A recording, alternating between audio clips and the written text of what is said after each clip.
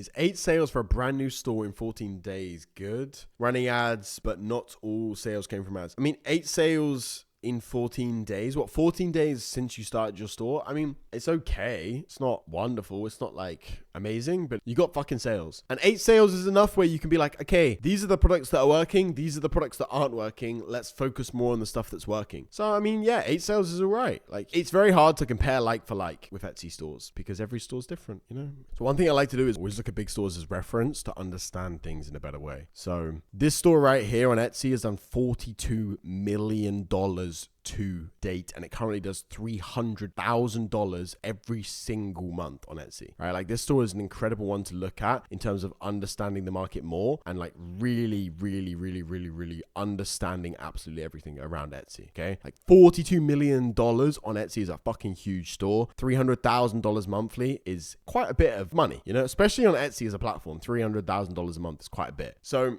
really, I love to look at bigger stores because it just gives you an understanding of absolutely everything, right? Like, if you look at this kind of store here, you can't check their sales, but we can come down, we can check out the reviews and see which listings are doing the best for them and start to understand it. So with this kind of store right here, there's a lot of different, there's like trends that you can see across everything. So something here, you can see obviously the oval, right? So purple, diamondy kind of thing. You can see that there's one review there, one review there, one review there of oval type of stuff. There's another oval review there. You can start to see overall trends on listings and start to understand what you should list on your own jewelry store in a cheaper variation. Obviously this right here, I mean, this is actually dirt cheap as well. This is super cheap. But this kind of stuff right here, you can easily find on AliExpress similar items and then come along and start listing them and start winning with them. And like huge stores like this, often people don't necessarily think about or target. I doubt anyone in here has actually seen this store, like watching this now has seen this store, but it's done $42 fucking million in revenue. You know, they're doing 300 grand monthly in revenue, you know? And they just have such a simple strategy, right? Like, in terms of their strategy is really just, let's just fucking list every fucking product possible in the entire planet within jewelry, within our weird little niche, right? Almost 7,000 listings. It comes down to just mass testing, mass listing, loads of different stuff, figuring out what works, and they're clearly doubling down on what works as well. Like, they're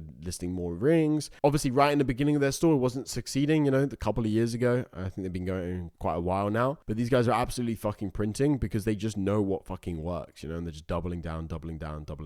Like, these kind of stores I absolutely love looking at because it makes it very clear that you don't necessarily need to do all these fancy techniques and all these fancy things. You just need to have the correct product, and everything else is very easy to do. Like, if you look at their listing, their title right here, I would never write a title like this, you know, like I try and overcomplicate it myself a lot of the time, you know, but this title, incredibly simple. This description is frankly dog shit, absolute dog shit, right? But they're getting sales for this listing, and it doesn't matter because they've got so many great products and they've just listed and tested so many different things. They have 6,000 listings. You know, if you have 6,000 listings, you're going to sell some fucking shit, you know, you're going to sell some stuff. So just because they have the pure quantity of listings, they're going to absolutely win. Like, one thing that we've started to do a lot more now is actually just list a hell of a lot more products on our store, and that's just really helped us fucking win across the board and just push out the competition. You know, really what I recommend is listing like one product a day in the beginning of a store. But once you've got like 30, 40, 50 orders, you can start doing 2, you can start doing 3, you can start doing more and more listings. And that's what really enables you to just fucking print and absolutely win. Like, this store is absolutely printing, you know? There's also quite an interesting strategy with this store. Like, you'll see that they don't have any free shipping on their items, and they're charging for shipping on even like quite cheap items. So let's find something. I mean, £36 is quite cheap, this last item. Delivery cost is £17 to the UK, you know? They're charging for shipping on everything.